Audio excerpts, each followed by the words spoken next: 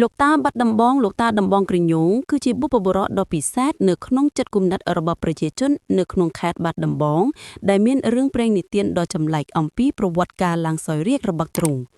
ប្រភពដើមនិងរឿងព្រេងនិទានតាមការនិទានលោកតាដំបងក្រញូងពីទំនងជាមានដើមកំណើតជាមនុស្សសាមញ្ញម្នាក់ឈ្មោះនីញូងកើតនៅស្រុកសួនមង្ឃុតឪពុកឈ្មោះសួននិងម្ដាយឈ្មោះសែនគេចាត់ទុកគាត់ថាជាស្ដេចត្រាញ់មួយអង្គនៅនគរសិរីមាឡាដែលស្ថិតនៅលើទឹកដីខេត្តបាត់ដំបងបច្ចុប្បន្នរឿងព្រេងដ៏រស់រវើកមួយបន្តថានីញូងធ្លាប់ជាអ្នកចូលព្រៃកាប់ផ្ដៅជាមួយអ្នកភូមិតែដោយសារកម្លាំងខ្សោយគេឲ្យគាត់នៅដាំបាយថ្ងៃមួយគាត់បានយកមែកឈើមួយមកកោបាយធ្វើឲ្យបាយទៅជាពណ៌ខ្មៅហើយដែលខ្លាចអ្នកដទៃដិនគាត់ក៏បានហូបបាយនោះអស់ទាំងចាន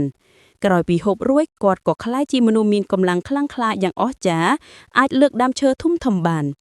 មែកឈើនោះគេថាធ្វើពីដើមរកាខ្មៅឬក្រញូងខ្មៅហើយคล้ายជាដំបងមហេតឫទ្ធិដ៏ខ្លាំងក្លារបស់គាត់ដែលជាហេតុធ្វើឲ្យគេហៅគាត់ថាដំបងក្រញូងការឡើងសោយរាជ្យដោយមានកម្លាំងខ្លាំងក្លាលោកតាដំបងក្រញូងមានចិត្តចង់ដណ្ដើមរាជ្យកងទ័ពរបស់ស្ដេចពេលនោះគេនិយាយថាជាព្រះបាទចក្រពតាធិរាជពុំអាចយកជាជំនះលើគាត់បានឡើយហើយកងទ័ពទាំងនោះបានចូលរួមជាមួយគាត់ស្ដេចចាស់សោយតិវាំងគុតដោយជំងឺហើយនៅឆ្នាំ1001នៃកុសលខែពិសាលោកតាដំបងក្រញូងក៏អាចឡើងសោយរាជ្យជាក្សត្រទី16ដោយមានព្រះនាមថាព្រះកុដមាអមរាធិរាជការប្រៀបធៀបជាមួយប្រវត្តិសាស្ត្រនិងទំនៀមទម្លាប់លក្ខណៈនិទានគេសង្កេតឃើញថារឿងនេះគ្មានភស្តុតាងប្រវត្តិសាស្ត្រច្បាស់លាស់គាំទ្រទេហើយគេចាត់ទុកថាជារឿងនិទានដែលផ្លន់នៃដទីកន្លែងទំនៀមទម្លាប់គោរពរហូតមកទល់នឹងសប្តាហ៍ថ្ងៃលោកតាដំបងក្រញូងត្រូវបានគេចាត់ទុកថាជាអ្នកតាមានឫទ្ធិអានុភាពខ្លាំងក្លារូបសំណាក់របស់ទ្រង់នៅមូលលួថ្មីនៅទីរួមខេត្តកសាងឡើងវិញនៅឆ្នាំ1999គឺជាកន្លែងគោរពប្រតិបត្តិដ៏ពិសេសដែលមានមនុស្សមកបន់ស្រន់ជាទម្លាប់ពិសេសនៅថ្ងៃសិលនិងថ្ងៃបុណ្យធំៗការភ្ជាប់ឈួរខេត្តរឿងព្រេងមួយផ្នែកដ៏ពេញនិយមរៀបរាប់ថាក្រោយពីលោកតាដំបងក្រញូងចាញ់ការតស៊ូរបស់ពើគិមិលកូនចៅរាជវង្សដែលលោកតាបានសម្លាប់ទ្រង់ក៏បានចោទដំបងក្រញូងនោះចោលដំបងនោះធ្លាក់បាត់ទៅក្នុងទឹកដីតំបន់នេះហើយក្លាយជាដើមការហៅតំបន់នេះថាបាត់ដំបងទម្រង់រូបសំណាកមានការពិភាក្សាអំពីលក្ខណៈរូបភាពពិតរបស់លោកតាមើលទៅរូបសំណាកថ្មីអាចមិនត្រូវតាមគំរូដើមការផ្ទៀងផ្ទាត់ជាមួយប្រទេសឡាវគួរឲ្យចាប់អារម្មណ៍ណាស់រឿងព្រេងនេះមានភាពស្រដៀងគ្នាយ៉ាងខ្លាំងនឹងរឿងនិទានរបស់ខេត្តខាមុននៃប្រទេសឡាវថាស្ដេចមួយអង្គឈ្មោះស្រីកូត្របងក៏មានប្រវត្តិដំណើររឿងប្រហាក់ប្រហែលគ្នាដែរ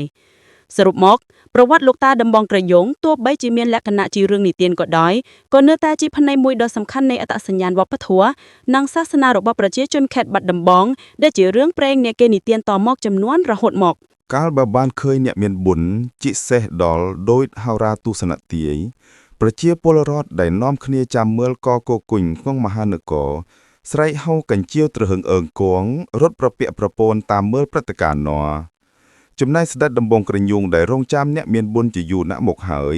កាលបើបានឃើញជាក់ស្ដែងនឹងភ្នែកកើតមានក្តីមួមងក្តៅក្រហាយខឹងសម្បាជាខ្លាំង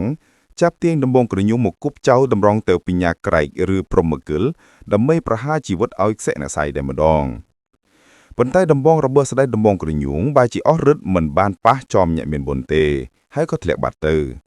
កន្លែងដែលដំបងធ្លាក់ក៏คล้ายជាអូដែលមានឈ្មោះថាអូដំបងហើយតំបន់នោះក៏មានឈ្មោះថាបាត់ដំបងឃើញហេតុភេទដ៏អស្ចារ្យដូច្នោះប្រជានុរាស្ត្រខ្មែរគ្រប់រូបព្រមទាំងសេនានុមឺនសពមុខមន្ត្រីក៏នាំគ្នាក្រាបថ្វាយបង្គំសំពះទទួលព្រហ្មកិលឯស្ដេចដំបងក្រញូងវិញដែលយល់ដឹងថាខ្លួនអស់បុណ្យបារមីអស់សមត្ថភាពក៏សុខចិត្តដាក់ខ្លួនក្រាបថ្វាយបង្គំបញ្ញាក្រែកឬព្រហ្មកិលសូមជំនួសជួយចាញ់ហើយលើករាជសម្បត្តិប្រគល់ថ្វាយក្នុងពេលជាមួយគ្នានោះទៅហោងអតីតស្ដេចដំបងក្រញូងបានសម្រេចចិត្តធ្វើដោយអ្វីដែលបានគិតទុកនោះមែនគឺធ្វើដំណើរគ្មានទិសដៅចាស់ចេញពីព្រះនគរក្នុងខែភេទ្របិតឆ្នាំវោកឆ្នាំសីដំបងក្រញូងបានទៅដល់ស្រុកលាវកាលនោះនគរចម្ប៉ាស័កត្រូវភុងដំរីចេញមកយ៉ារយីរាតបាតធ្វើឲ្យប្រជានុរាស្ត្ររងទុក្ខវេទនានិងវិនាហិនឲ្យអស់ជាច្រើនស្ដេចដំបងក្រញូងបានចេញទៅជួយយកអាសាស្ដេចលាវគុំចាត់អស់ភុងដំរីដូច្នេះហើយដើម្បីតបស្នងសងគុណផងហើយជាពិសេសដោយភ័យព្រួយបារម្ភខ្លាចកម្លាំងអំណាចទេជៈបារមីផងទើបបានជាស្ដេចស្រុកលាវ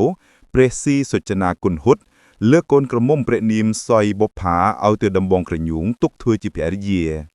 แต่สดัดเลียวนึกกิดก็นุ่งคลุนมันในไอ้ถาดำบองกระยุงนี่ขลังปูแกนะหายนังไอ้ขบดเดิมริปียืงชีมันขานดูชในเตอแต่ทัวโดยมันได้ดับใบกำจัดเอาบานมุนเจดัดขาดสดัดเลียวก็อ่องวอโกนสรีไอ้ปลายระเบิดกิดกอลเสือบซัวบได้ท่าตาทัวโดยมันได้เตียบเกไอสำหรับบานให้เบยจ้องสำหรับวิ่งแต่เกปลายเหมือนชุบไม้โดยมันได้การนาบานดังกรุบสิกดีหายเนียงเตยหมกปรับใบดาวิ่งเชี่ยบันตอนลุโดยการลุงรวมระบบประปุนดำบองกระยุงเรียบรอบอ้อนในเรื่องอาจกำบังได้เมียงจอบแตะตองตื่นเดินอายุชีวิตระบบครุนเนียงซอยบผาก็ยกดำเนินนู้เตยปรับใบดาตามดำนาเรื่องบานดังโดยบำนองสดัดเหลียวมันบังอ้อนยูไลก็จัดแจงเรียบจำเอาเถือเครื่องยนต์ดักขนมบังกุลสำรับดำบองกระยุงทั้งไงเมื่อนเปยดาได้โจตะขนมบังกุลดำบองกระยุงดาที่เตียกเจื้องหนึ่งสายจะแฮดเถือเอากุลลึกเครื่องยนต์บังสนอโจขนมรุ่นกุดแดกชีคนไหลดวงก้าวชีวิตดำบองกระยุงมันบานสลับเพลียมนุตีเปียลนูดำบองกระยุงโยลจะบัดนะอมปีบบประแหดได้นองบรรดาลอยออฟชีวิตกอดบานโปลถามันกลัวนะยังมอกปราเจยแจงเบาเก้โดยซาแต่สมเพศอบัสตรีซะให้กอดบานประดำเตียดถาหมวยมันเตยเด็กลุงเลาะเทเนเปลนาได้ยังเตยจอลบอกบอังไอลปีกาลนาโจดำเนกมันเตยนิเยเรื่องอาจกำบังปรับประปุนเต้บีมันเตยตุกจัดสไยนาได้เนื้อข้างไกลครูซาเลยบุญกาลนาเคลียนเกเตยยอกองกอหมกเลี้ยงดนดำใบอ้อยอันเส้นสมบริโภคโดยมีระบุจีตุ่มงนดำบองกระยุงก็จากเจงปีสรุกเลี้ยวให้ตลบเตือสลับเนื้อไอสรกกำเนิดรบคลวนวิงคือเนื้อสรกส่วนหม่องงุดนบตามปงสาวดาวัดตึกเวลปงสาวดาดาลบ้านบรรเจบรรตอเตียดทาเปรเนียงซอยบพาได้โปเป้งเตือดอยเว็บปฏิสารีบ้านทั่วดำนาเตือตามสวาไม่ให้บมรากำดอประเนบันนอดระโหดดาวไทยสลับเปรเนียงบ้านเรียบจอมทั่วพิธีโบเจียตามตุ่มเนียมตุ่มลอบประเพณีให้บานยกอธิเตียเตดำกอลตุกขนงแจดใดมวยขนงสรุกจำปาสักรีไอปัญญาใกล้หรือปรุมเกลวิงพระองค์บานตุลเรยาปีไซน์เนื้อทั้งตีมวยไข่เมเกะสิริฉนังวอกปอซอมือป้อน150 ปีก็ซอมือพรพัมใบพระองค์บานตุลพระบรมเนียมถาพระบาทสันทอบอมเริงพระบรมปรุมเกลอังมจะนุบตามปุงสวดาระบบพระองค์มจะนุปรตังแต่บตามพงศาวดาวดกุกกากทาเป็นยาใกล้หรือปรุมกิลพระองค์เมียนพระบรมเนียมท่าพระบาทสันทอบอมรินนี้ดอกสรองจริงปีสิผือประธรรมเทศนาระบบปิขุศกสุพีบเจ้าอาธิกาวัดเลียบหนึ่งเจียประธรรมทออนุกุโนสกบัดดำบองแคดบัดดำบอง